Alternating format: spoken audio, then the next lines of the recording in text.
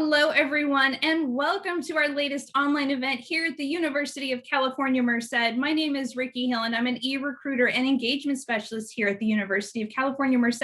Thank you so much for joining us for the Transfer Admit celebration. We are so thrilled that you could join us, taking some time out of your evening.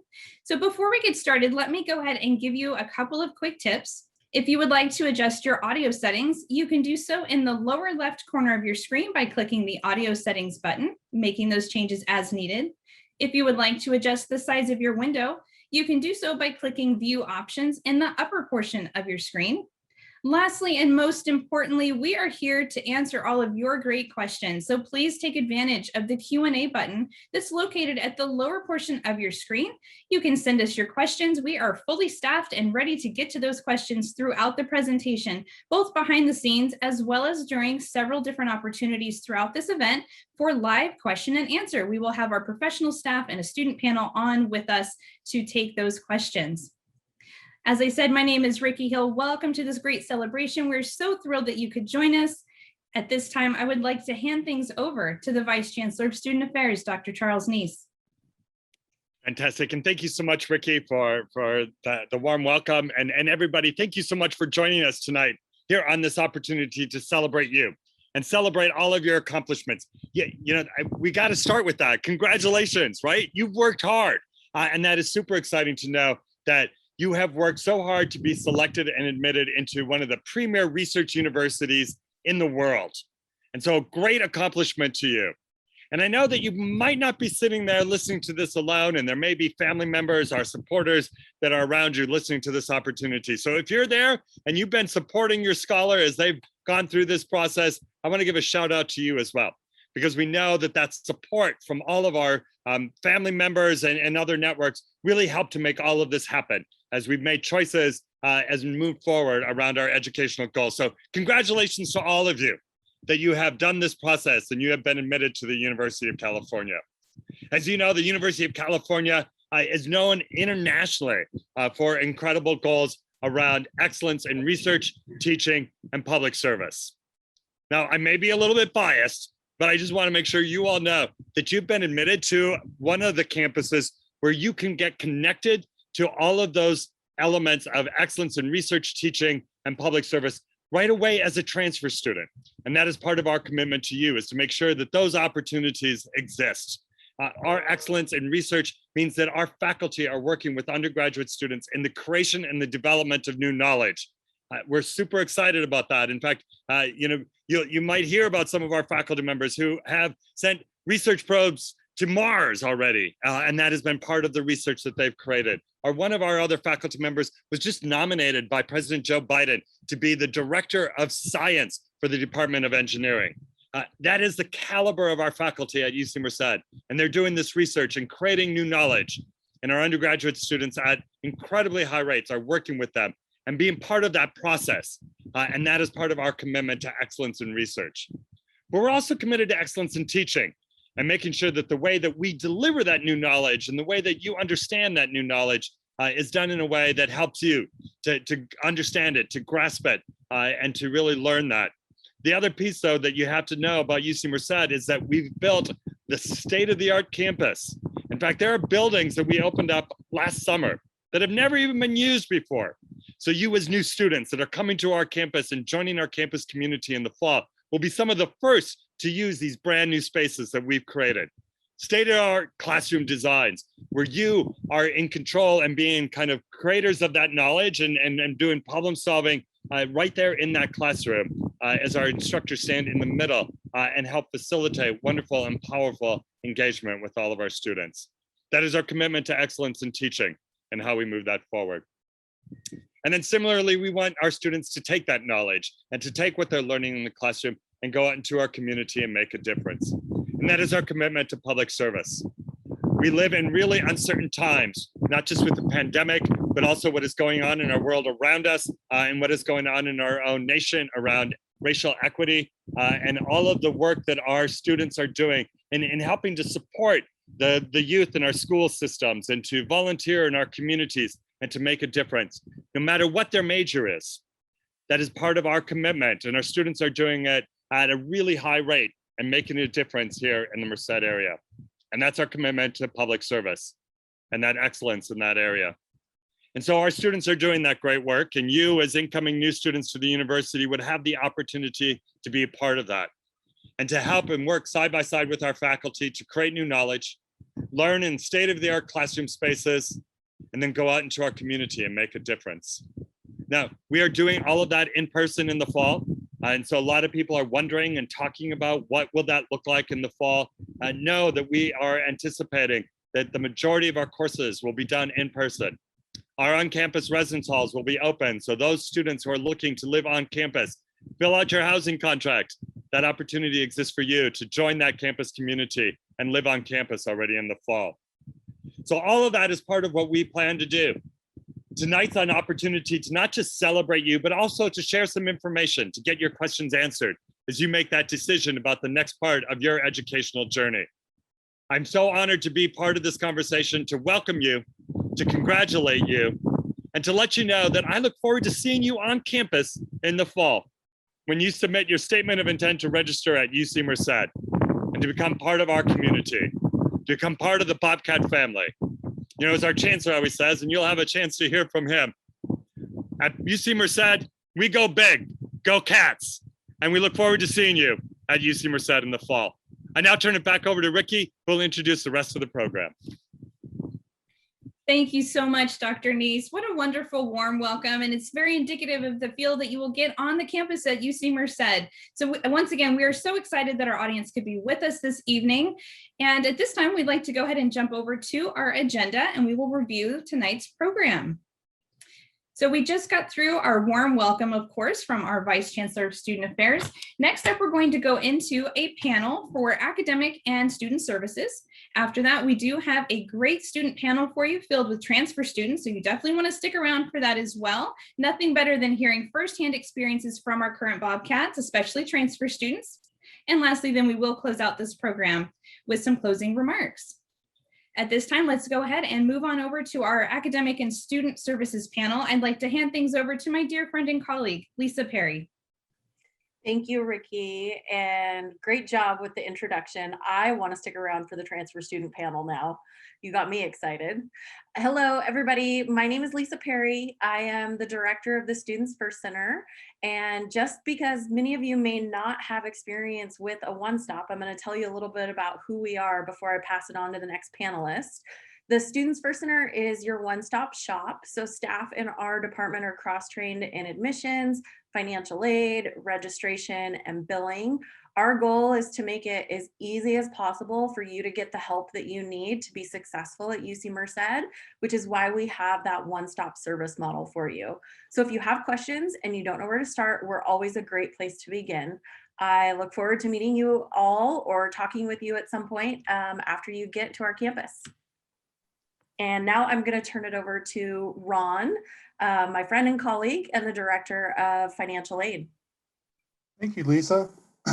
So excited to be here tonight and talk with all of you.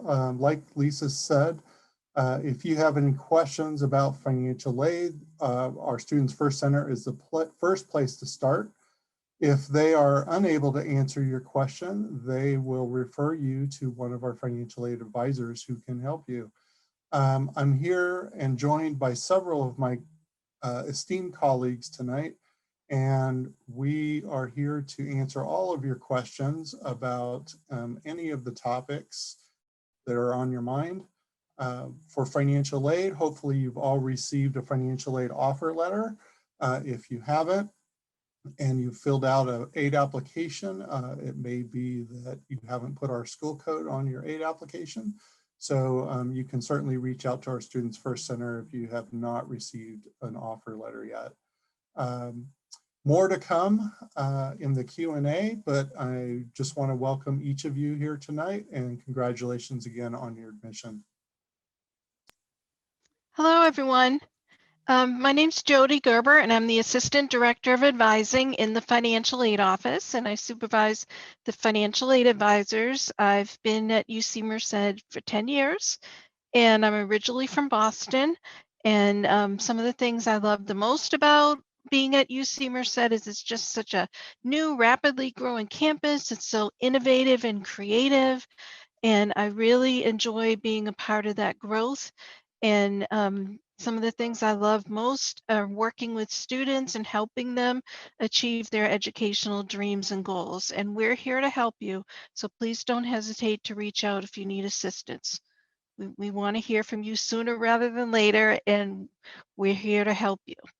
Thank you. I'm going to turn it over to Rosa from the Transfer, Returning, and Veterans Office. Thank you, Jody.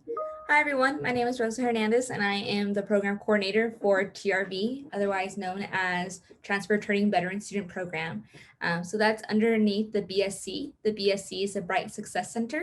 So for those of you who are coming from a community college setting, the Bright Success Center is like student services, and then TRV, Transfer Returning Veterans, that would be like your EOPS, since we do not have EOPS here at UC Merced.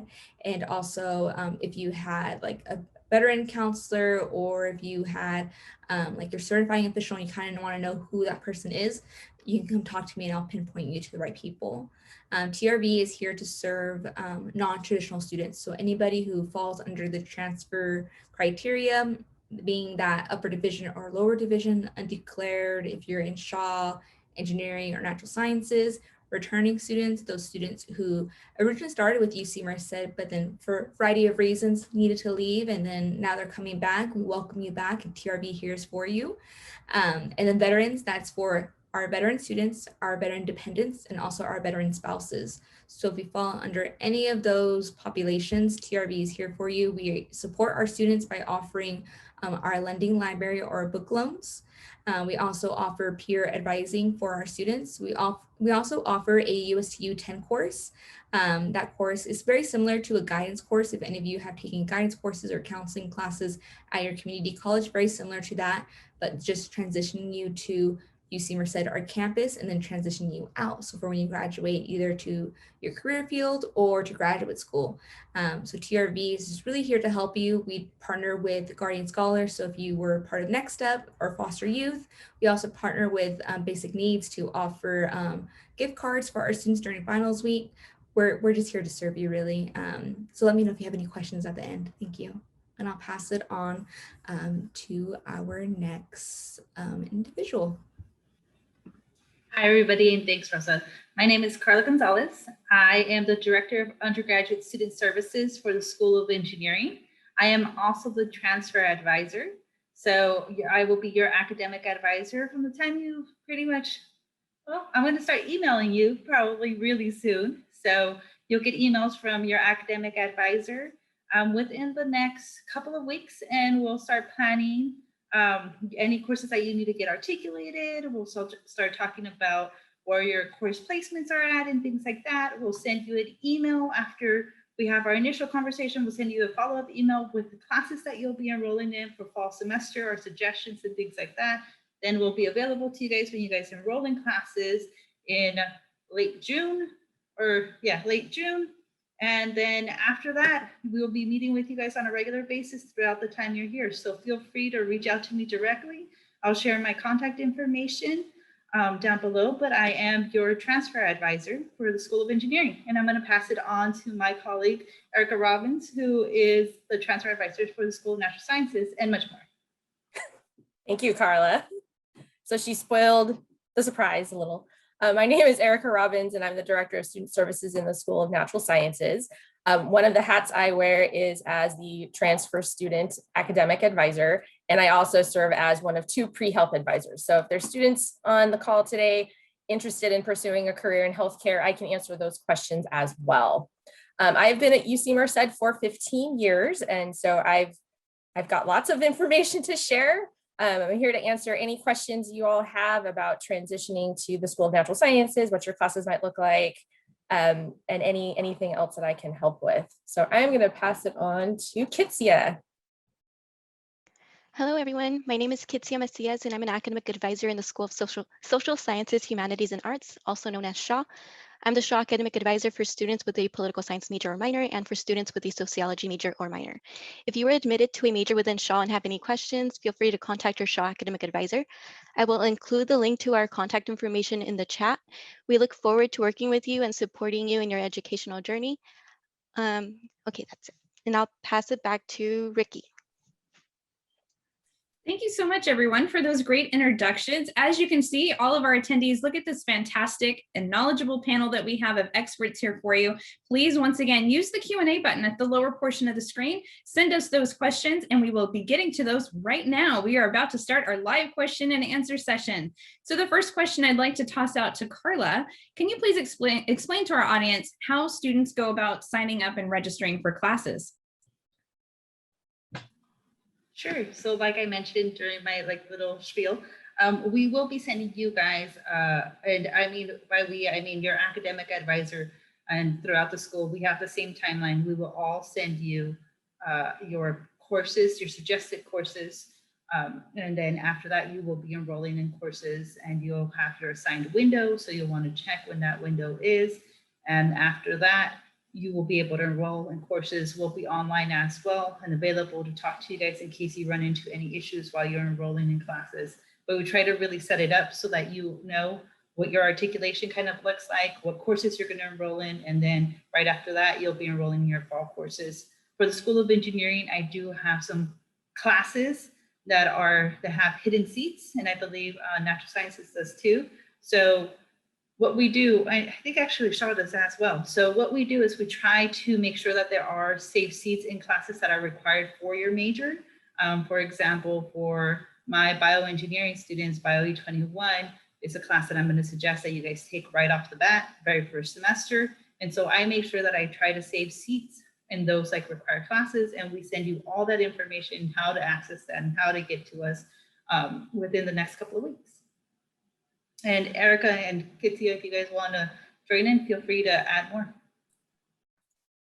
I concur with everything Carla shared. I would also like to just add, your academic advisor will be reaching out to you, like Carla mentioned, if we have any questions or if we need additional documentation.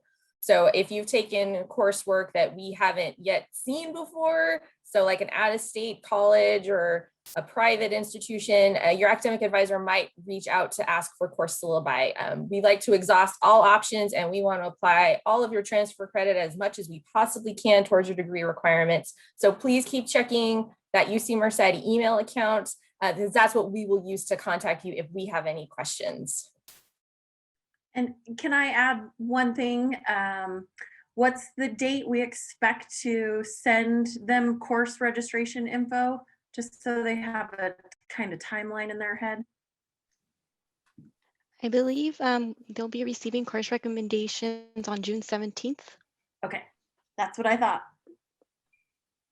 Very good. Thank you so much for that great information. So the next question I'd like to toss out has to do with a philosophy major.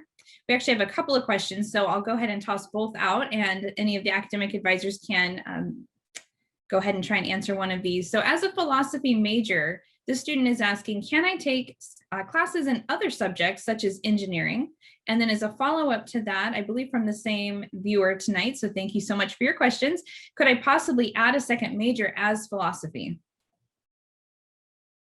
That's a good question. So students admitted to UC Merced are going to follow a campus-wide GE pattern. And so one of the requirements is an engineering science GE requirement. So if you haven't already satisfied that coming in, then that's an opportunity to be able to take an engineering science course. And then in terms of taking other engineering science courses, it really just depends on the prerequisites you've already completed. But if that's something you're interested in, communicate with your academic advisor. In terms of adding a second major, that's a conversation to have with your academic advisor, but that may be an option. Carla, do you have any additional information to add? I think you covered it really well, especially when it comes to having students take courses in another field. So like was mentioned, you definitely need to have the prerequisites done prior to being able to enroll in that. But do know that there are some courses that are specific to a major. So there may be the possibility that you will not be able to enroll in a course just simply because it is major restricted. And double majoring is difficult as a transfer student, but not impossible. You do definitely need to start off the bat talking to your academic advisor and letting them know what you're planning on doing. But doable, just need to plan it out. Great, thank you both so much for that. Now, I would like to shift gears a bit and jump over to financial aid.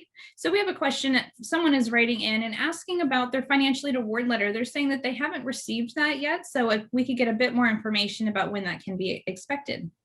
Yes, thank you, Ricky. This is Jody. So the first thing I recommend is if you haven't got financial aid awards yet from us and you've looked in your UC Merced portal and you don't see any awards, I would recommend that you check your checklist to make sure you're not missing anything such as, selective service, citizenship, anything that we might need before we can package your financial aid. The other thing I would recommend is go to your FAFSA or your DREAM Act application to make sure the UC Merced school code is on there. Our school code is 041271. To protect your confidential information on the FAFSA and the DREAM Act application, your information is only sent to the schools that you have listed on your applications. So please check that as well. If you just recently added us within the last 3 or 4 days, we should have your information by next week. And if you need any further assistance, please do not hesitate to reach out to us so we can look into your personal situation. It's a great question. Thank you. Thank you, Jody. Okay, so does UC Merced offer access to student loans? And do we also have study abroad, and is that covered by financial aid? Both good questions. So yes, we do offer several types of student loans. For students who are AB 540 students, we have a California Dream Loan. And that particular loan, there's no interest or payments until 6 months after the student leaves school or drops below half-time enrollment. We also offer several federal student loans for students who have completed the FAFSA, and that would include subsidized loans and unsubsidized loans. The only difference between those loans is that when the interest starts on those loans, both of them, there is no interest or payments until 6 months after you leave school or drop below half-time enrollment. The difference is that for the unsubsidized loans, the interest starts while you're in school. And you do have an option to pay that interest or have it capitalized back into your loan. And then we will also package students with Parent Plus loans if they're a dependent student. And these Parent Plus loans are where the student is the borrower and can borrow on behalf of their student. The loan would be in the parent's name. The interest begins immediately once the loan is fully dispersed, and payments can be deferred until after the student leaves school or graduates. Hopefully that covers it.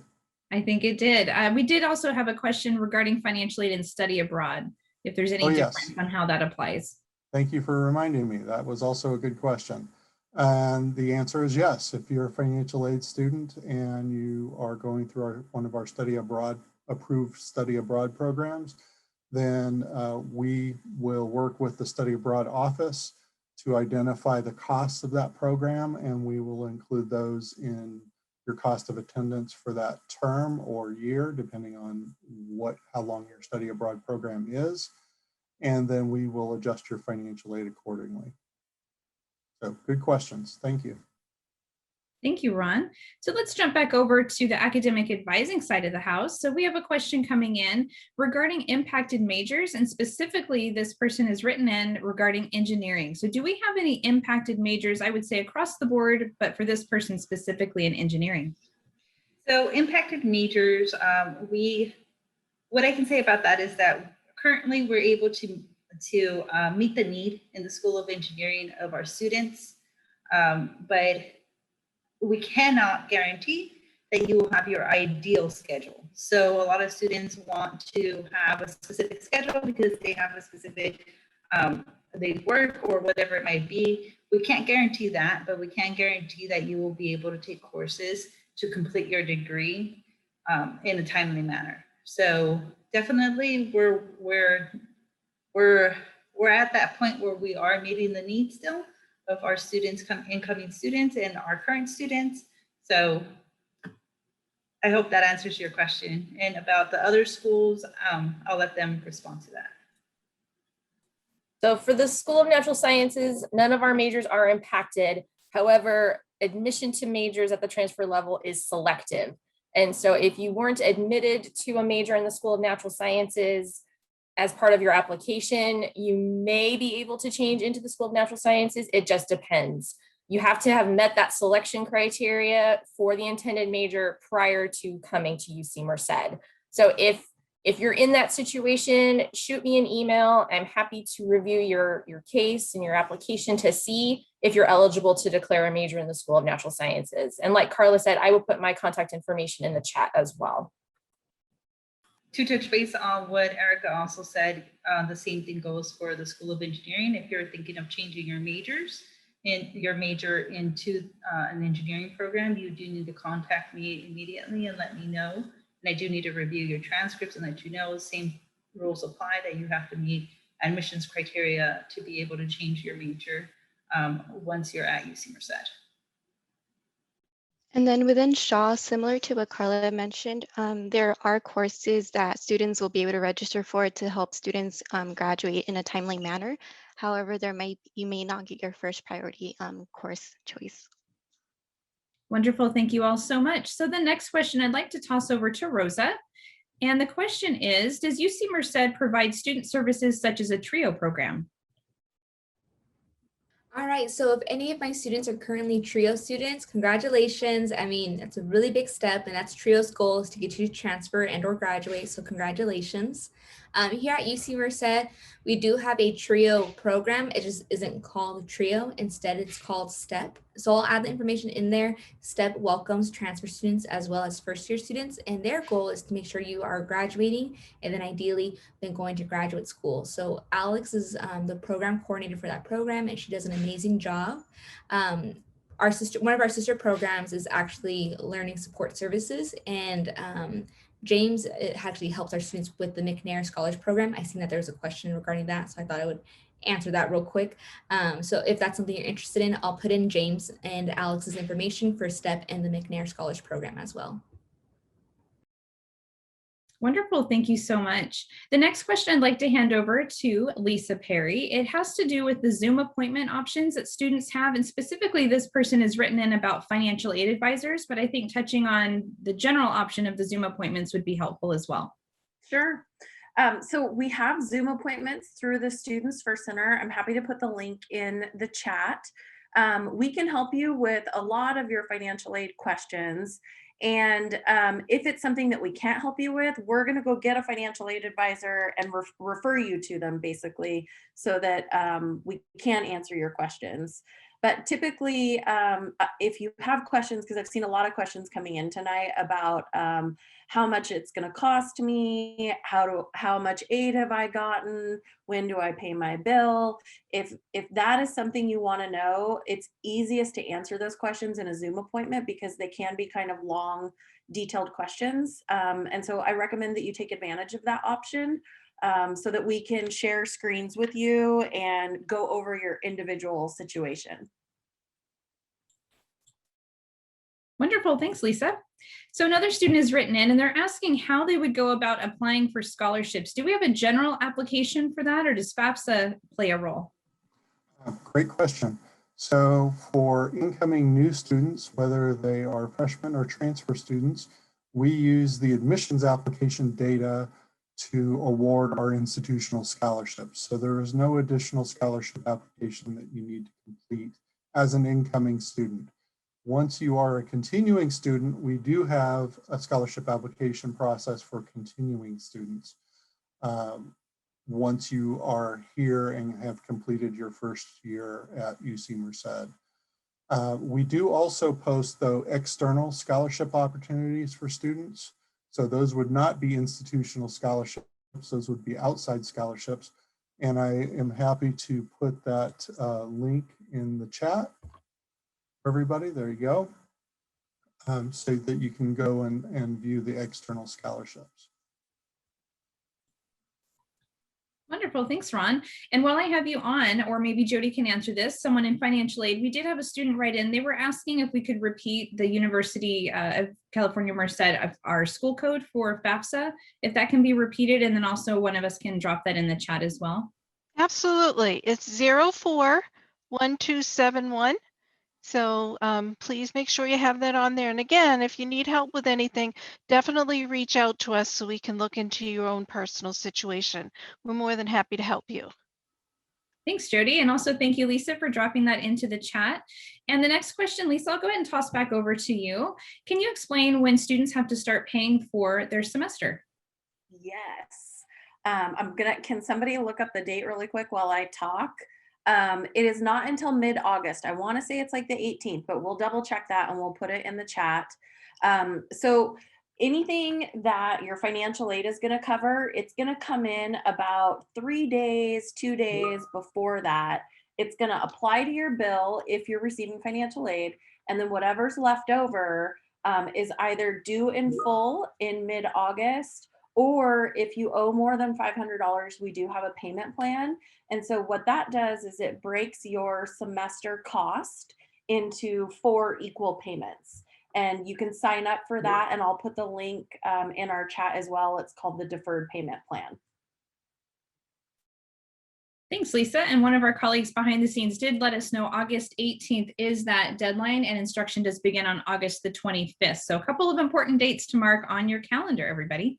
So let me go ahead and jump ahead here. I'm going to toss this next one over to Rosa. Are there any type of support programs for students with disabilities? All right, great question. I seen that there was quite a few students asking that question. So if you were part of DSPS at the community college level, we have a program for you guys. So it's not called DSPS, and that's something as a transfer student you will soon find out. What things were called at your community college are not the same thing that they're called here at the UC. It's almost like learning a new language, but you'll learn the language of UC Merced, trust me. I was a transfer student too, so it'll take some time, but you'll learn the language. So here at UC Merced, what we have instead is actually student accessibility services. So just like DSPS, if you need help with advocating your needs in class, if you need note takers, if you need study space or test taking space, extra time on exams, any accommodations that you might need to be successful for your courses, that's where student accessibility services will come. So I already have the information right here in the chat, so I'm just going to go ahead and post it in there. You really want to contact Drew. Drew is the program coordinator for student accessibility services, and he will go ahead and serve as your advocate as you navigate the courses here at UC Merced. Great, thank you so much. And did you want to touch a little bit more on the EOP program as well, or everything that you just said? Did that kind of wrap everything up? Yeah, so I know there was a question regarding EOPS. Welcome to all of my EOPS students, and if you're EOPS Care, welcome as well, or CalWorks. UC Merced is not an EOP campus. So instead, and I seen a student had mentioned they found Fiat Lux, and Fiat Lux is very close to EOP for our first year students. So instead of having Fiat Lux for our transfer students, we have TRV. And TRV offers very similar support as EOP or EOPS would in regards to we provide free print services. We have our TRV lounge, which provides free snacks, food, coffee and tea throughout the day for our students, free testing supplies, so Scantrons and Blue Books. We also offer, like I mentioned before, we have a partnership with Basic Needs, so we offer $75 gift cards to DoorDash. We did that this semester and last semester during finals week. So we really are here to support you as best as we can. So that's the closest that we have to EOP or EOPS or CARE or CalWorks. So if you're any of those special programs, let me know, and I'm more than happy to help you. Thank you so much, Rosa. So the next question is jumping back over to financial aid. Is there a minimum number of units or credits that a student is required to take at UC Merced in order to remain eligible for financial aid? So the answer is yes.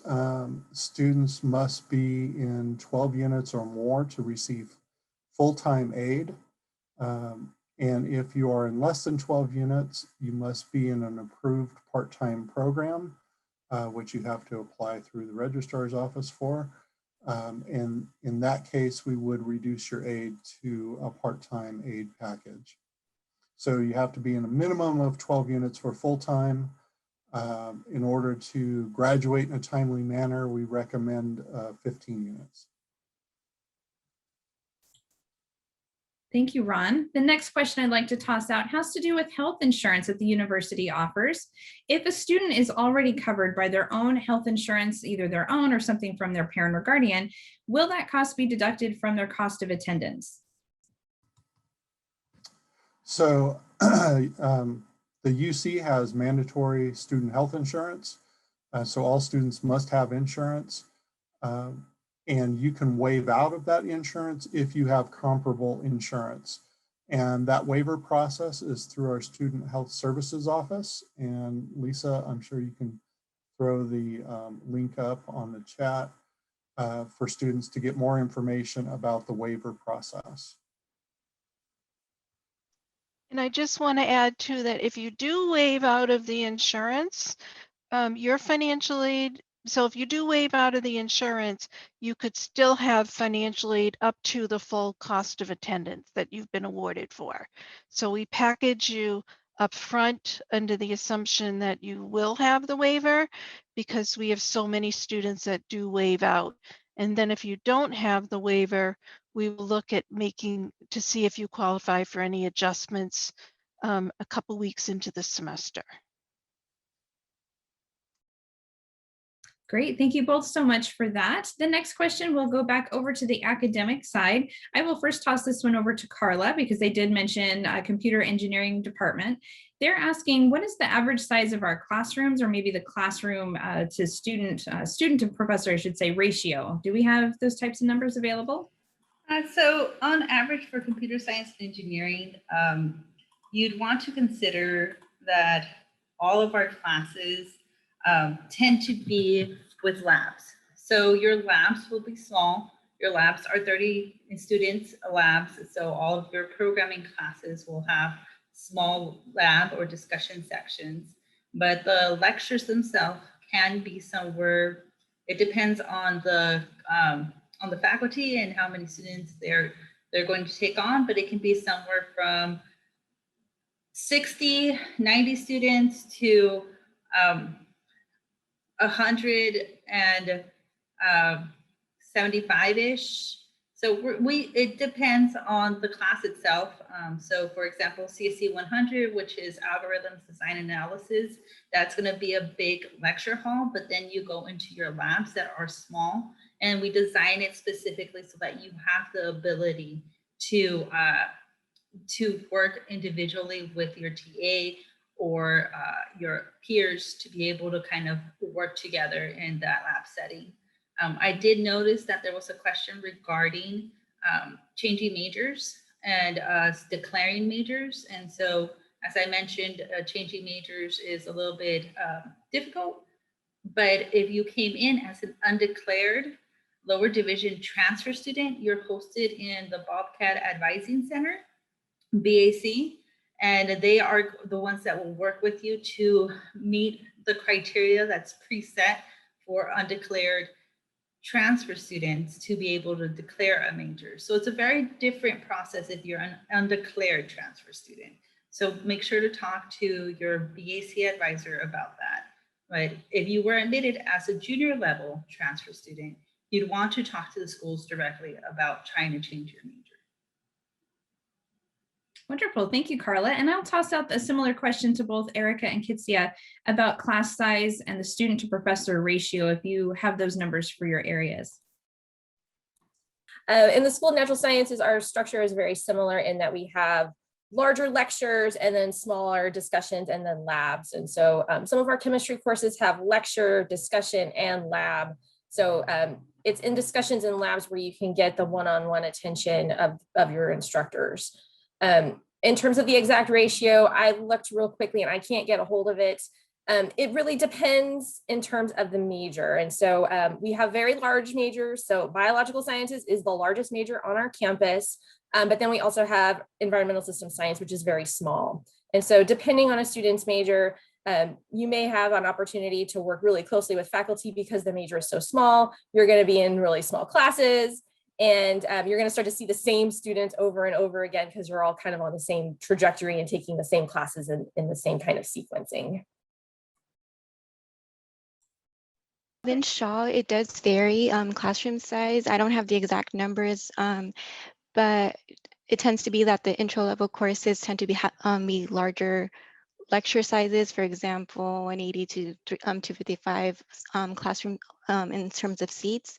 But like with the other schools, there are like discussions or labs that are within that correspond to that lecture.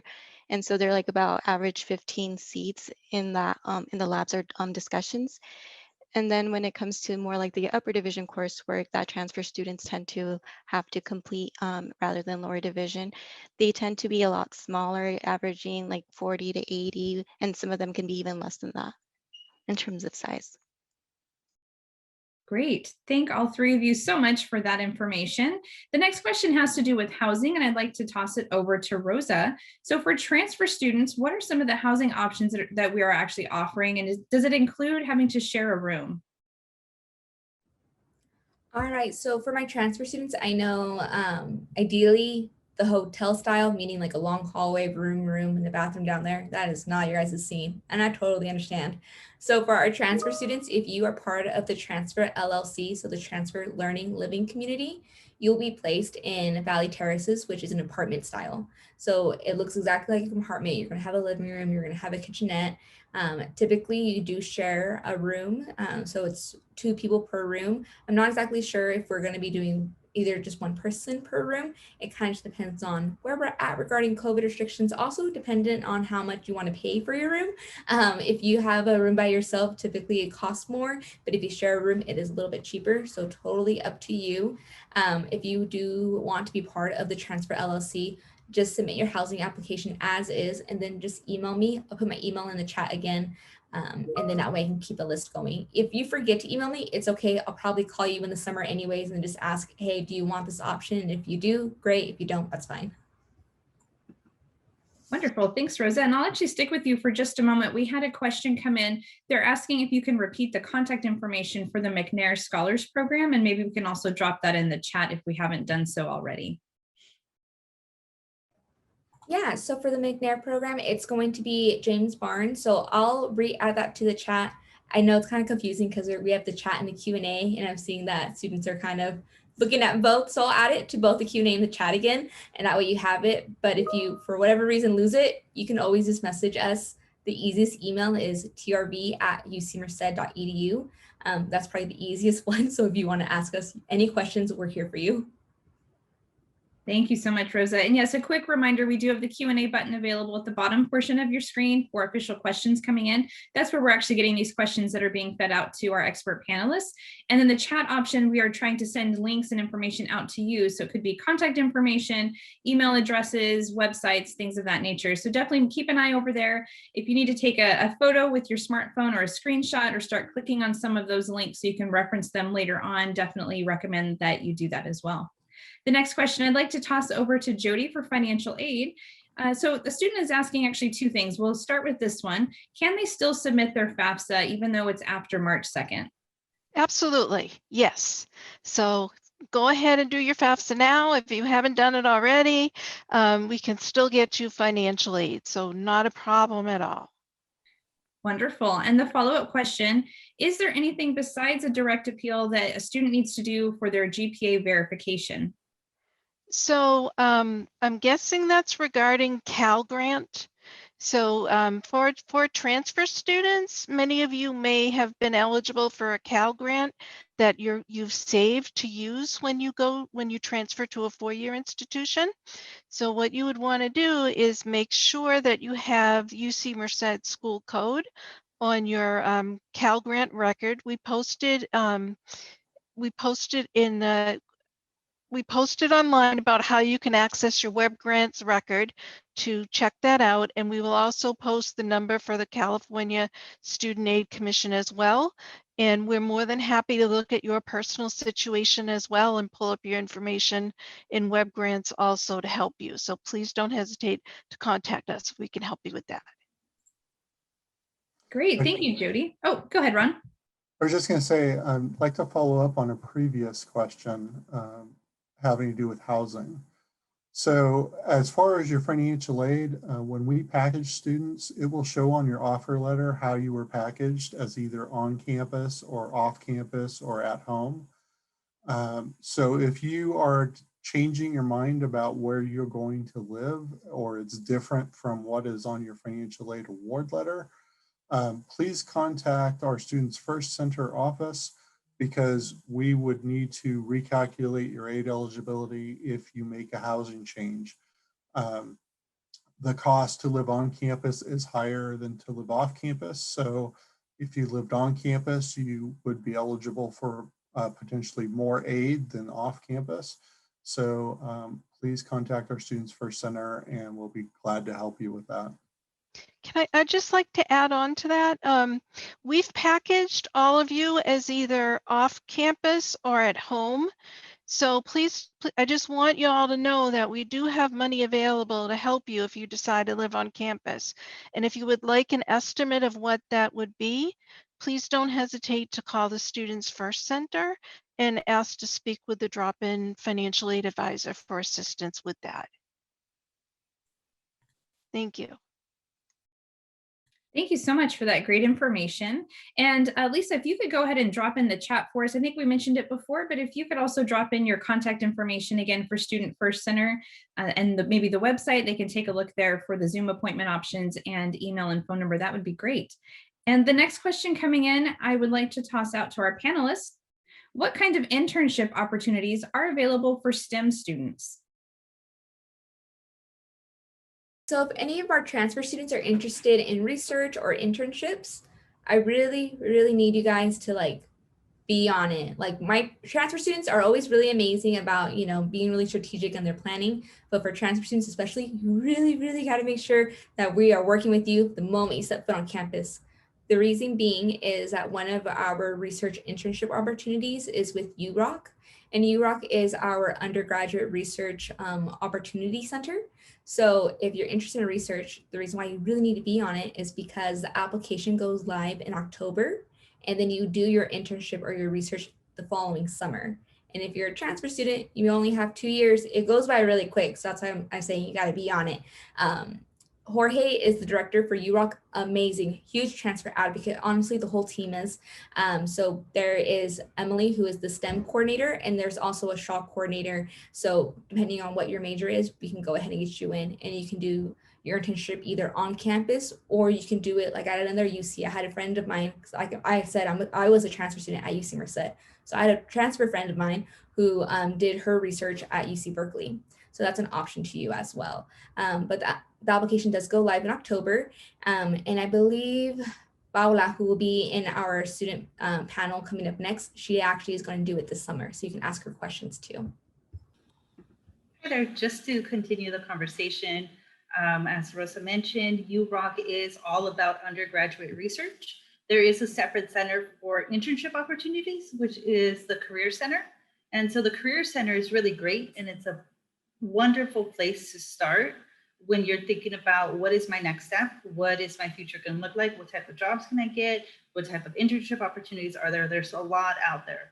And now, right now that we're in sort of a COVID times, there's a lot of opportunities available to meet with employers via Zoom, right? And so it's really great opportunities. So make sure to reach out to your Career Center advisor, and they will be able to help you. Every single school has an advisor assigned to them. So for the School of Engineering, her name is Elizabeth Atelgano, and I cannot speak more highly about her. She will help you out with making sure your resume is up to date, giving you information about upcoming events. So I always tell you guys to really, really go and talk to everybody, use all of the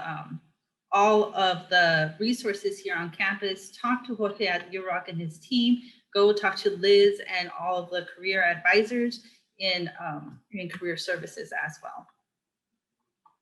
Wonderful. Thank you so much for that great information. This one is now going, actually, we can stick around with academics for just a moment here before we go back to financial aid for one of our final questions.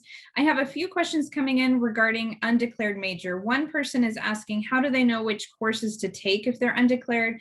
And another question is written in that is saying that they incorrectly marked undeclared. So what options do they have? All right, so for undeclared majors, you all need to reach out to Bobcat Advising Center. At this point, your major is what you've declared it. So you will go into your undeclared major. I know that Shaw does have undeclared Shaw students, and I'll let Kitsia talk about that a little bit more. But if you're an undeclared lower division student, you'll be working with your Bobcat advisor. So make sure to reach out to your Bobcat advisor to just Bobcat Advising. So their email is bac@ucmerced.edu. So reach out to them and ask them about that. They will still contact you and ask you what major are you considering or majors are you considering, and tailor your fall schedule suggestions towards those majors. But I'll let Kitsia talk about the Shaw undeclared.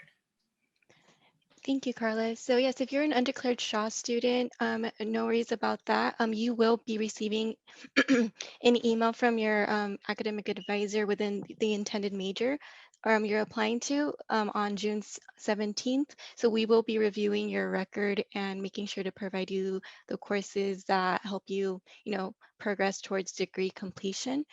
And in terms of, what was the other question about changing, or I guess declaring your intended major?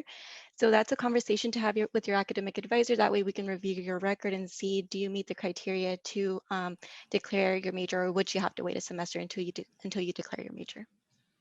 Yeah, just to add to that as well, for students who are thinking of taking summer courses or are currently in summer courses and trying to figure all that out, if you're thinking about summer courses at UC Merced, at another community college, at another institution, or are currently taking summer courses somewhere and want to talk about that a little bit more, please reach out to your academic advisors directly regarding that. We are more than willing to help you figure out what classes we suggest you take to benefit you, to be able to maybe graduate a semester early, or maybe just help you knock out some of those badges that are very complicated. And we will all review those badges and those requirements for the badges with you guys during your first semester, which all transfer students are required to do their transfer advising appointments. So all of you will be required to meet with us during fall semester. Great. Thank you so much for that great information. So we are nearing the ending of this portion of our programming, but I know we have so many great questions coming in, so I will encourage our expert panelists to stick around even once we do move on if you want to try and answer a few more behind the scenes. But I do want to squeeze in a couple more here. So quickly, I'll jump back over to financial aid. If we can have one of our panelists talk about what the blue and gold program is. We have a question coming in asking, how do I know if I get the blue and gold grant? That is a great question. So the blue and gold is basically a promise by the UC that students who have household incomes below $80,000 will receive enough gift aid to cover all their tuition and student service fees. And that gift aid could come from many different sources. It could be federal, state, and or institutional grant funds. So it's not an actual award that you will see on your award letter. It's more of a guarantee that you will have at least enough gift aid to cover your tuition and fees. Great, and a little bit of a follow-up. Someone else is asking, is the Cal Grant something different from FAFSA? So when you complete the FAFSA for the government, they will process it and they send your data to not only the schools that you list on your FAFSA, but also to the state of California. And the state will then take that and look at your GPA information from your community college, and then they will determine your Cal Grant eligibility. So Cal Grant is state aid, but you need to fill out the FAFSA in order to be eligible. And I just wanted to add too, there's slightly more flexibility with the deadline. The deadline was March 2nd, but CSAC has a slightly more flexibility because of COVID-19. So if you were late having your GPA sent to them, you could contact them about how to submit an appeal. Yeah, and just one more item to follow up since we're talking about appeals.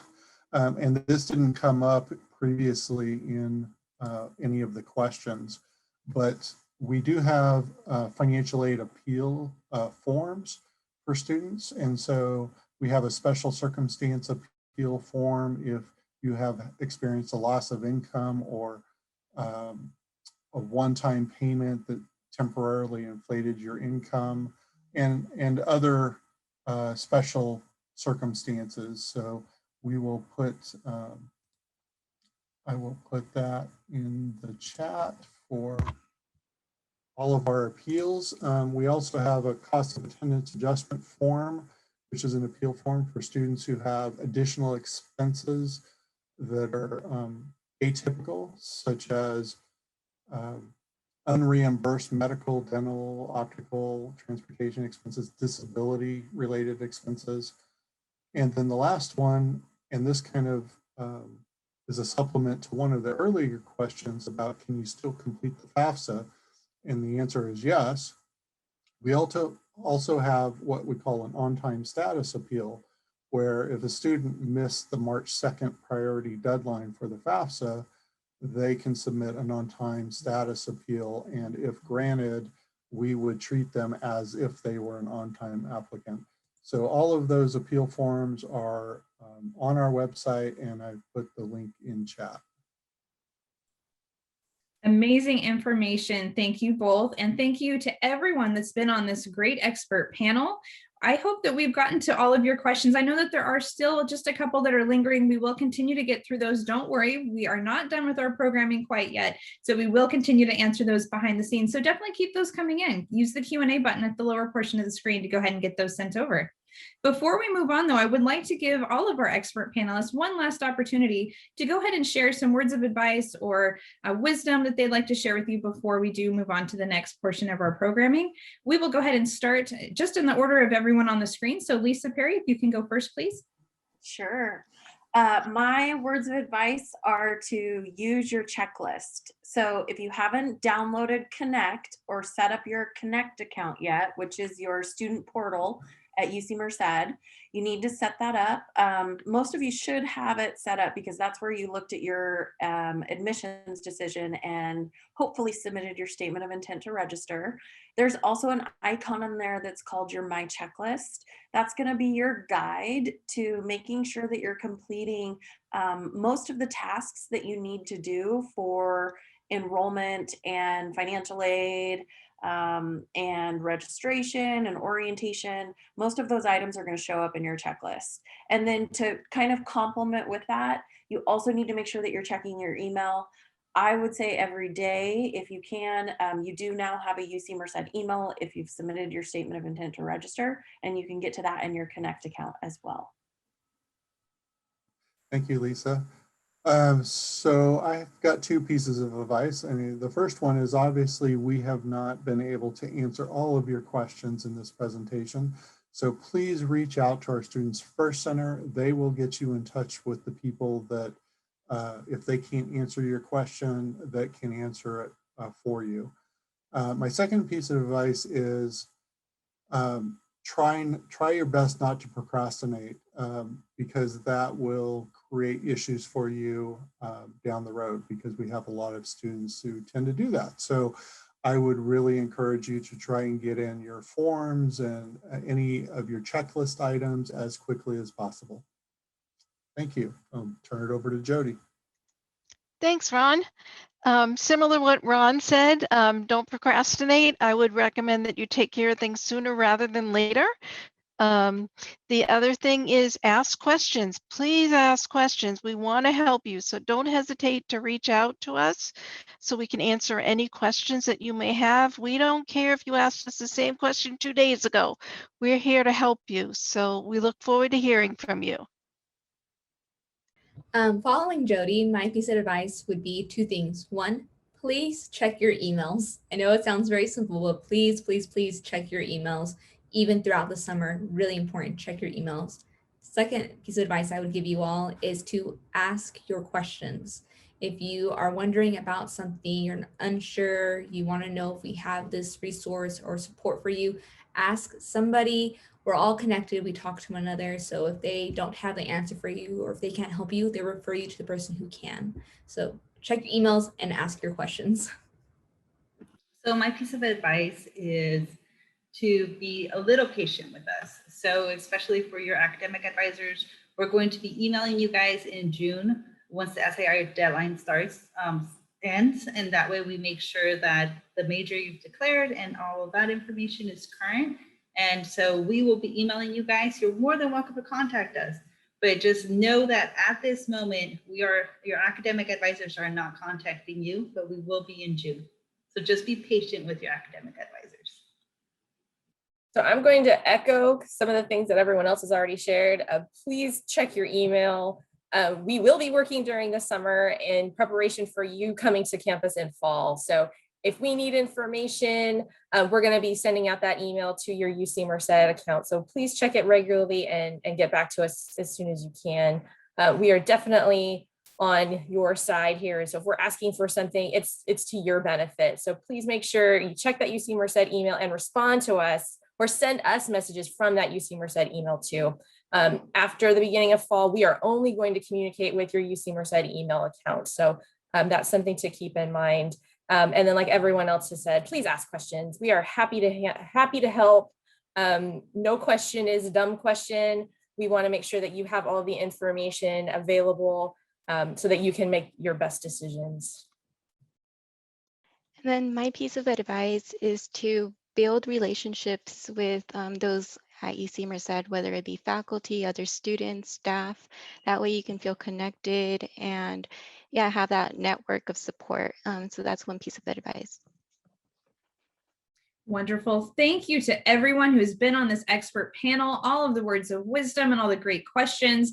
As I mentioned before, I hope that we got to most of the questions there, but stick around. We do have a student panel coming up next. So speaking of that, let's go ahead and move on to that student panel.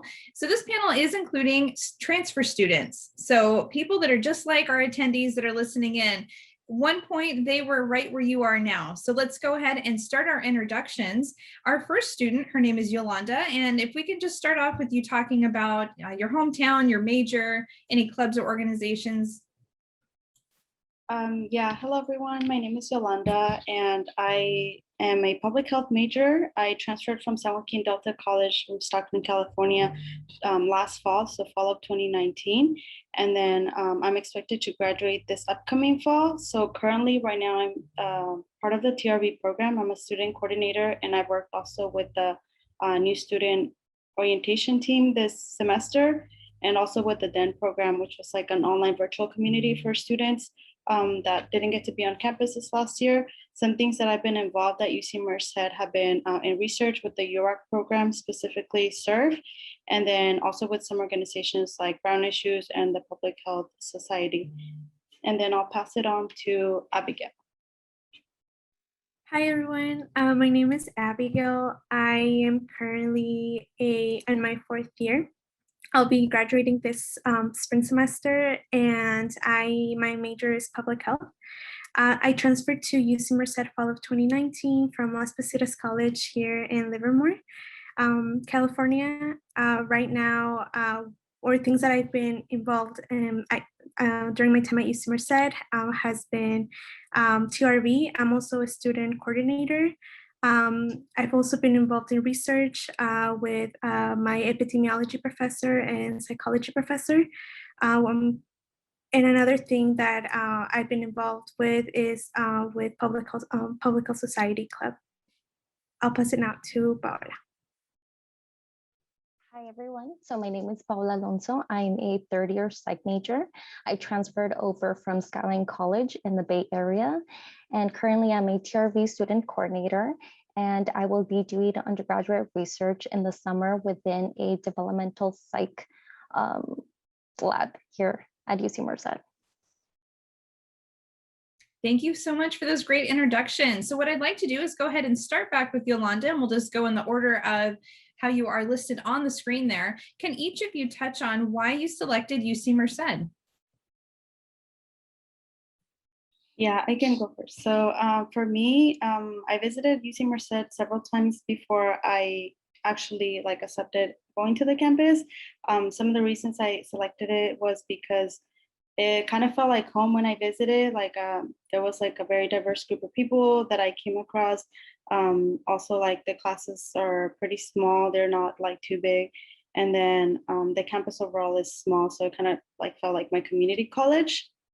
I also researched, since I'm a public health major, there's not a lot of UCs that have public health as a major, and so that was another reason why I came here. And before doing that, I also researched the professors and talked to students that had previously been in that major, and they told me great things about the faculty, how they are very willing to take you to do research or just help you out and make a connection with you. And then everyone that I came across too helped me find resources. So for example, I'm an undocumented student, so we have an Undocu Bobcat Center, and that's something that I really attracted me to, because I feel that's something that I needed help with, and something that my community college didn't offer. So that also attracted me to come to UC Merced.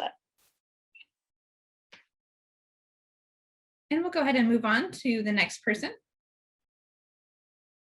I think what attracted me to UC Merced from all the schools when I was getting accepted, it was just like Yolanda, it's a small school type of environment. The community college I came from was also very like that, and I realized that I really enjoyed that aspect. Especially I knew I wanted to do research, so I knew I wanted that one-on-one with professors, be able to reach out, make communication relationships with them, and also kind of prepare myself for graduate school. I think you have to kind of set those stones okay, I need 2 letters of rec or whatever it is for whatever program you're going to go into. And I want to make sure that I am able to reach out to a faculty member and they know my name. So those are some of the main things that attracted me to UC Merced. For me, kind of echoing what Paola and Yolanda have mentioned, the aspect of UC Merced being a small campus really was very attractive to me, just because I enjoyed that aspect in my community college. Another main reason that I chose UC Merced was because I knew I wanted to get into some type of research. And I know if I was to go to other universities another UC, I know it could have been a little bit harder for me just to get those opportunities. Just like Yolanda also mentioned, I have DACA as well. So I actually got involved, or before coming to UC Merced, I reached out to services for undocumented students, and they just gave me a feeling of welcomeness to the campus. Also, there's a lot of diversity within the campus, which is an aspect that I really enjoyed, and because it made me more comfortable to reach out to other students, and even our faculty, it's very diverse. So that's one of the things that really stood out for me to choose UC Merced than other universities. Thank you so much. And Abigail, I'd like to stay with you and move on to this next question. What would you say would have been the most difficult part in navigating your transition from a community college to the university? And do you have advice that could possibly help our current transfer students? Yeah, so actually, I think one of the hardest aspects when transferring was first being honest to myself, okay, what do I really want to accomplish within these 2 years? Like I've mentioned, reaching out to staff here at UC Merced was very important to me to make my decision, just because, like I've mentioned, I wanted to feel like I was at home in a way. So I would really that aspect of reaching out to other individuals here at Merced. I think that it's something that I would tell every one of you to do it before you come. Also, be kind of familiar to, or have an open mind to do things that are out of your comfort zone. So that's one of the aspects that I was kind of at the beginning because I'm a very shy person. So at first it was kind of hard, but then after reaching out to people at UC Merced, students, transfer students, that was a key aspect for me to be involved more on campus, which that meant like getting a job, starting research with my professors. So yeah, that's a little bit of advice.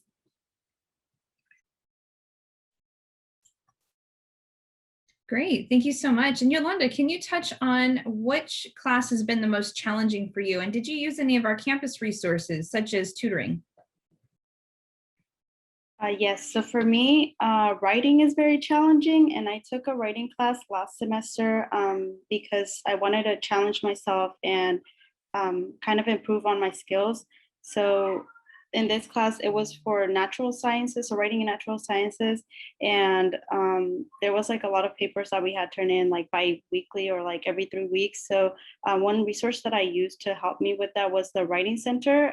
So first we were required to use the Writing Center, and that was like new to me because I hadn't taken advantage of that resource before. But then like once we were kind of pushed by a professor to use the Writing Center, I found that it was like really helpful to either give me advice on how to start a paper, or like they can also offer online support, like you sending in your essay, and then they'll edit or give you feedback on the things that you want prioritized, and they'll send it back to you, and then you can just like revise it, and like you can do that multiple times. So I think that was like something that helped me get through my class.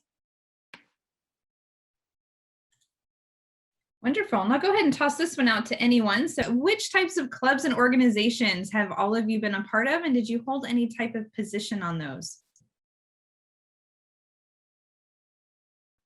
I can answer. I've been to meetings, like I mentioned in my intro, to the Brown Issues, and also to the Public Health Society, but I haven't been as involved just because I was really busy like my first year trying to get accommodated with my classes and getting to know like the resources and the campus itself. But I think like they still send me like emails about opportunities, so I still like look through like the things that they do, and I hope like maybe in this next semester that I won't have like as much classes, I can get involved with them again. So I actually did a program this semester with Undocumented student program here. It was like a leadership seminar. And I think just with the virtual process, I transferred over fall of 2020. So I haven't actually been on campus, but I did know that I wanted to join something while I was like going through this process. So I think just knowing what you're kind of interested in, try it out. I think it was like a 10-week program where we had to talk like with other students and just kind of like build leadership skills. And I think you don't have to be involved in everything, just find something that you're really passionate about or interested in, and kind of like go into a meeting, try a leadership workshop. So that's like one advice I would give.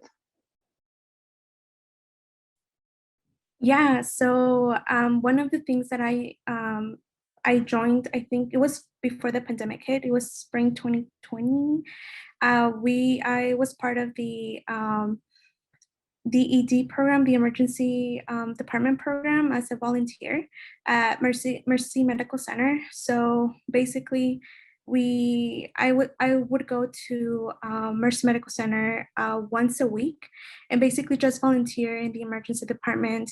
It was a very nice opportunity because it made me more involved in the community, and that was one aspect that I was really looking forward to. However, the pandemic hit, so I wasn't able to continue that. But we have been kind of like involved online, like we make or we have meetings with like the student coordinators that that are part of the ED or the Mercy Medical volunteer program. So just like having that type of like community still like it was like important for them and for us to still like communicate even if we're still in the pandemic. Another thing that I was part of was Undocumented Scholars Academy. So that was basically, I believe it was an 8-week program, 8 or 9. I'm not exactly sure, but basically we would meet like once a week, and that program would host webinars regarding professional information for us to take advantage of during our time here at UC Merced, or even opportunities that were available outside of UC Merced. At the end, we were able to kind of get familiar with all the resources that are available for us as undocumented students, and even give us information about grad school. So I know they do those programs every semester. So if anyone is very interested of like going to grad school, or even knowing like or learning what are some things that you're able to do after your time here at UC Merced, I really encourage all of you to join the program, because it really gives you like an aspect, like a different view of how we are able to still like achieve our dreams, even if we have like barriers in our lives. So I really enjoyed the program. Great information, everyone. Very insightful for our audience. So I hope we're getting all those questions answered. Quick reminder again to our attendees, feel free to use that Q&A button at the lower portion of the screen. Send in your questions for our transfer student panel, and we will include those in this live session. The next question, I'd like to move over into the topic of housing. Let's go ahead and start with Yolanda. Can all of you actually take a turn? But Yolanda, starting with you, if you can touch on your experience with either living on campus or off campus. Yes, so my first semester at UC Merced, I started living off campus. The way I searched for my housing was through the UC Merced classifieds on Facebook. So on that website, like students post rooms that are available, or if they're looking for housemates or roommates, and you can find like a lot of rooms in there. And they're pretty like reasonable prices. Also, if you don't have furniture, like a bed or a couch for the house that you're going to be renting, there's a lot of students that they're going to be graduating and moving out of their houses, and they don't need that furniture. So they'll either give it away or they sell it for really cheap. The house that I found my first semester was around the the Merced College area, which was a really nice area. It was really quiet. A lot of students lived nearby. And it was like a safe neighborhood, like you could just walk around and everything. It wasn't that difficult to find housing for me, because I found like housing with 3 other people that like also transferred with me, like friends. And it wasn't as far from campus neither. It was only like a 7, maybe 8-minute drive from campus. And yeah, I think that's it. Great, thank you, Yolanda. Let's go ahead and move over to Paula. So I've actually never lived on campus. Like I mentioned, I transferred fall of 2020, but I am gonna live off campus this fall. So I'm hoping I've noticed that a lot of people either rent out a house and then live with other people. So I think that that's what I'll probably be doing as well. Wonderful. And Abigail, what has your housing experience been like? Yes, so like I've mentioned, I transferred fall of 2019, so I still got housing or get to experience living at Merced. For me, it was kind of different. I was at the Heritage Apartments. I don't believe the school is doing that anymore. So the school would offer housing for students in apartments in Merced, like in the town. So I got to live with other non-traditional transfer students, which it was very nice because they would help me out a lot. in regards to kind of seeing how was UC Merced, where to go in town to buy stuff that I needed. But besides that, I believe that it was a good experience living off campus, just because I had that liberty of like going to places like closer to me. And I had my car, so that was like a good thing, because it allowed me to basically have like reliable transportation when I needed. Wonderful. Thank you so much. So the next question is going to move a little bit farther off of campus. Can you share with our audience what types of things are there to do in the city of Merced? So one of the things that you're able to do at Merced, well, for me, I really enjoy boba. So we have EMT. It's really good. It's very close to campus as well, like a 7-minute drive. Another thing that you're able to do on campus, we have the movie theater. We also have if you are very like, if you like to go on walks, they have really good like, or nice like walking or biking trails around the town, which is like, for me, it was very nice to know that.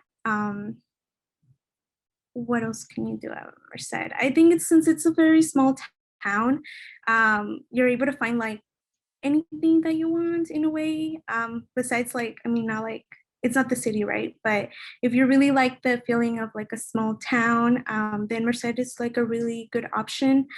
I think that I really enjoyed, for me at least, going on walks with my friends, to be less like stressed, especially during finals. That's one of the things that we would do more often. But again, like in terms of like, going to places to socialize, there's a lot of like restaurants that are very good at Merced. So I really encourage all of you to take a look. Also, TRV offers this, we have like a Google map. I'll share it. It's a file. And it gives you like everything that we have at Merced. So you guys are able to take a look on that. There's a lot of things that you're able to do. So I'll drop it in the chat, and hopefully you guys are able to see a little bit of what Merced is offering. Thank you, Abigail. Yolanda or Paula, would you like to contribute to that question? Yeah, I can add a little bit. So kind of going with Abby, like we would walk together to the Merced College campus. So there they have like the cows and like the sheep or goats. I think they're goats. So that's something that we would do, kind of just like go visit them. And sometimes like if the gate was open, you could just like get a little bit closer, but not too close. And then they also have a flea market. I don't know if you guys like the flea market, but I like going to a flea market just to get like food or just like look at like, I don't know what's on sale. You can even get like, extra things for your house if you like at the flea market. And then the lake is right across like from campus. So you can go visit the lake as well. Like, especially like once you get like into the semester, it's a little bit warmer. So I think it's better to like visit it then. So those are just a few other like places to see. Great. Thank you both so much for that insight. So we'd like to move on to a question regarding transportation. So let's go ahead and talk about number one. Is it required that you actually need to have some type of transportation of your own, such as your own car to get around town, or have any of you taken advantage of cat tracks in the city bus system? For me, I would take advantage of the transportation that UC Merced offered to their students at the Heritage Apartments. So I would rely on that to go to school and coming back from school back to the apartments. It was very reliable.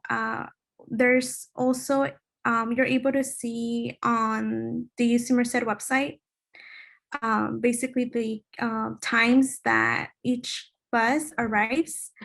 So it was very reliable. I don't think I've ever had any issues with not getting on time to the bus station. Like I mentioned, when it came to like getting around like to different parts of town, I would rely on my car. I wouldn't take the transportation. Rosa, I think Rosa put the cat tracks information. So it was very reliable for me. I would take the bus with like my housemates to go to school when we had like classes together or at the same time. But yeah, for me, it was very reliable. I also use the cat track system to go to school, but like to go grocery shopping or anything like that, I would use my car. And then sometimes I would carpool like with some friends to go to school. Great. Thank you both so much for that. And Paula, I'd like to toss a question out to you regarding orientation. Can you just share some information with our audience tonight? What is orientation? Can you just talk a little about that?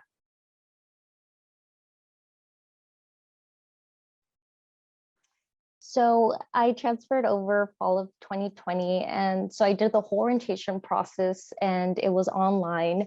So I had to sit like you guys here. And it felt a little overwhelming just listening to all this information and you're trying to digest everything that everyone's telling you. But it also gave me kind of like the courage to even ask questions in the Q&A that I would probably not ask if I were in person.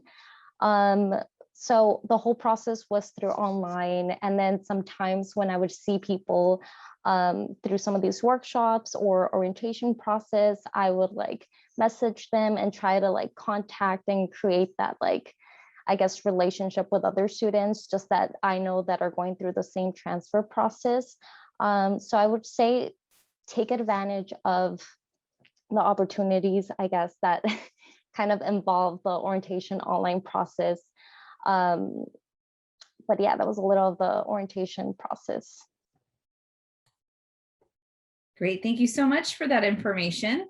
And the next question I'd like to hand over to Yolanda. So we have a question that's coming in from our audience that is related to the Mesa program. So the question is, does UC Merced have a Mesa program or support transferring Mesa students?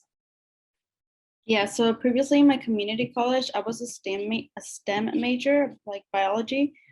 So we had a Mesa program, and then I discovered that in Merced we don't have a Mesa program, and I'm no longer a STEM student, but I know that we do have the STEM Resource Center, which is kind of similar to Mesa. It does help like students like in offering them support to find research opportunities as well as like internships.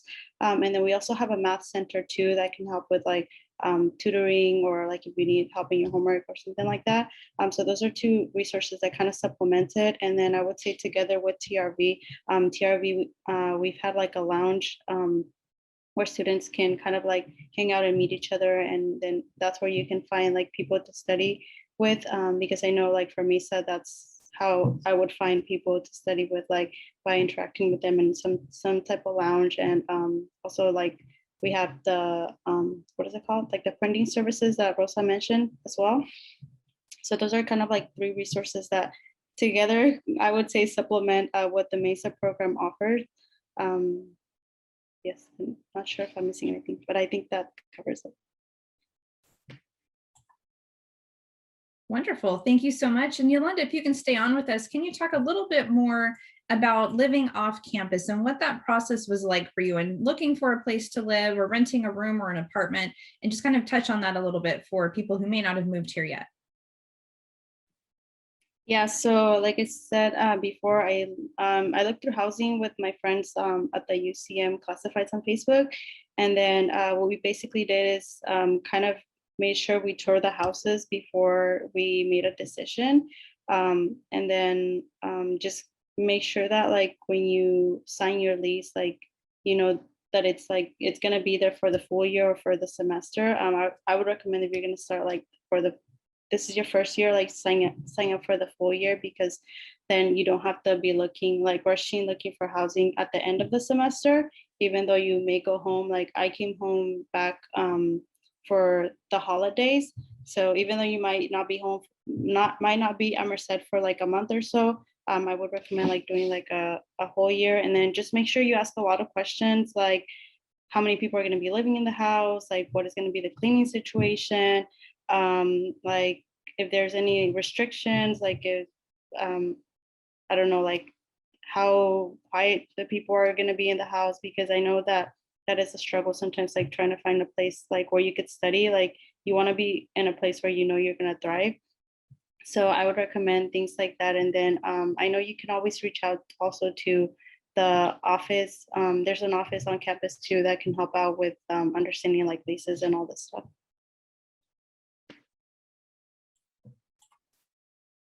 Great, thank you so much. That's very insightful information. I'm sure very helpful to our attendees this evening. So as we begin our wrap up here, I would like to go through and let each of you kind of offer one last little bit of information or words of wisdom and advice that you would like to give to our attendees. And we will start with Abigail.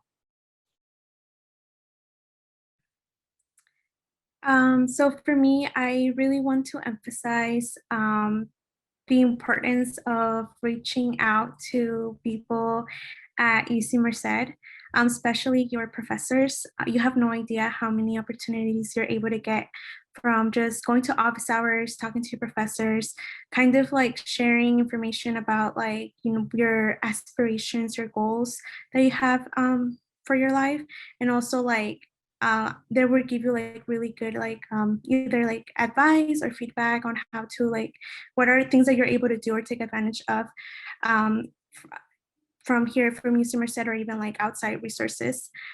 So again, another thing that I want to say, like ask questions a lot to anyone. Like no, there's no dumb questions when you are transferring to UC Merced or in general. Like if you have any questions, if you need help, please reach out to like any like faculty member or staff member here at UC Merced, because they are very welcoming. They, at least for me, they, whenever I had questions, they were very open and were able to share the resources that UC Merced offers.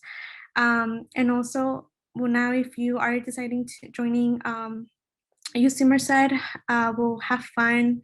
I know like as transfer students, we only have 2 years to do everything that we want. It's not a lot, but always try to be committed to yourself, to your goals and aspirations. And good luck with your new phase in your life here at UC Merced. Thank you, Abigail. Paula, can you go next? Yeah, so I think some words that I would, words of advice, I guess, that I would give to future students is make sure you're on top of your A game. Once you start here, time's going to go by so fast. So make sure you are really taking advantage of the opportunities that are available to you. There's so many opportunities here, especially as a new campus. We are growing so much, and you are able to actually build that one-on-one that maybe at different schools it's a little bit harder.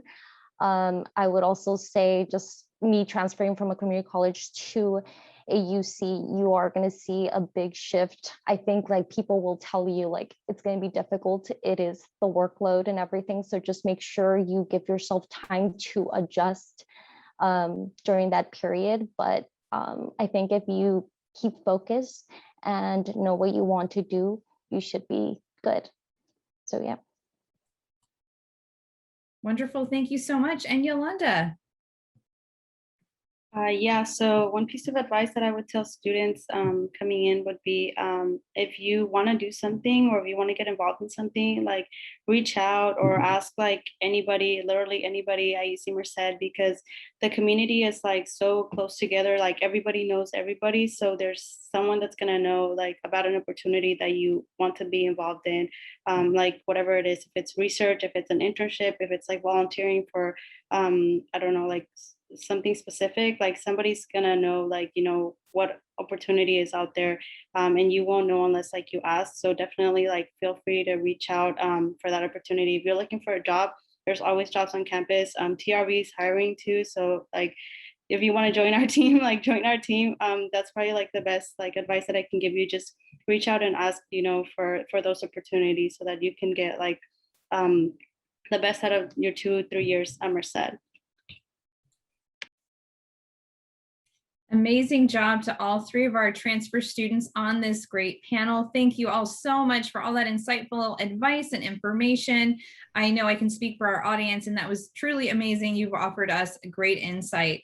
At this time, after that big thank you to our transfer student panel, we'd like to take a moment and offer you some closing remarks. I'd like to hand things over to the Director of Admissions, Dustin Noji.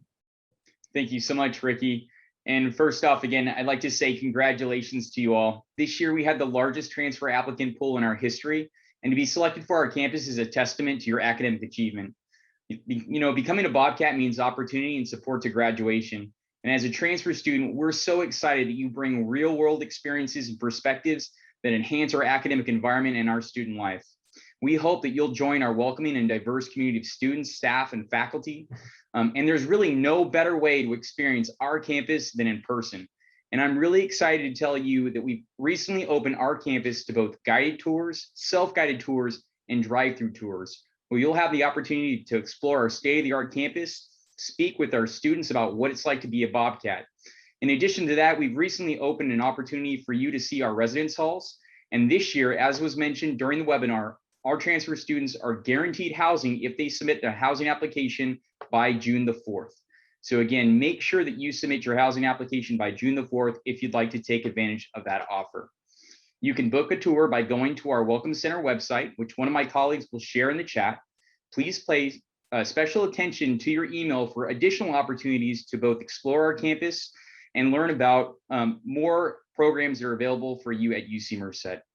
As Director of Admissions, it's also important that I need to remind you that your admission is conditional and that you must complete all courses indicated on your application with a grade of C or better. You should notify the Office of Admissions immediately of any changes to your schedule, or if you receive a non-passing grade, such as a C-, D, F, W, no pass, or no credit grade. To notify the Office of Admissions, please complete the My Course Updates form located in your Connect platform. Again, if you have questions about any of the information that you learned tonight, please make sure to reach out to our one-stop shop, the Students First Center. There, they can provide you with helpful information about admissions, financial aid, and if you don't know where to go, they can direct you to the right people. One of my colleagues will post that information in the chat. And again, on behalf of the University of California, Merced, congratulations. We can't wait to welcome you to our campus for the fall of 2021. I'll turn it back over to my colleague, Ricky Hill. Thanks, Ricky. Thank you so much, Dustin, and to everyone who has joined us both on screen, all of our friends behind the scenes, all of our great attendees, our transfer admitted students. We were definitely celebrating you tonight and every day up until we get to meet you, hopefully face to face in just a couple of months when we start the fall semester. At this time, as I said, it has been a great pleasure to be your moderator this evening and to meet all of you here virtually. I do want to just drop a quick announcement here. For those of you wondering where UC Merced is located, we are in the heart of California. So in case you're wondering, you can of course look up a map, but just so that you have a kind of a quick reference, we're about 2 hours or an hour and a half from most things where people want to be in California. So what better place to be than actually in the heart of California? You have Yosemite, Sacramento, San Francisco, Monterey Bay area, Santa Cruz, all the great places that you want to travel. You can definitely take a day trip there. So just a quick mention for that. Also, this has been a recorded event, so you will be able to find a replay for this through the Become a Bobcat website. This has been part of that Become a Bobcat, a virtual series. So we've offered over 40 different events over the past couple of months. So it's definitely to your benefit to take a look at that website and check out some of the events that you may have not had an opportunity to attend live. Of course, this has been a live event, but you will in a couple days have an opportunity to revisit this recording as well. As I said, a great thank you for all of you joining us. It's been a pleasure. Have a wonderful evening, and we hope to see you very soon in person. Good night, everyone.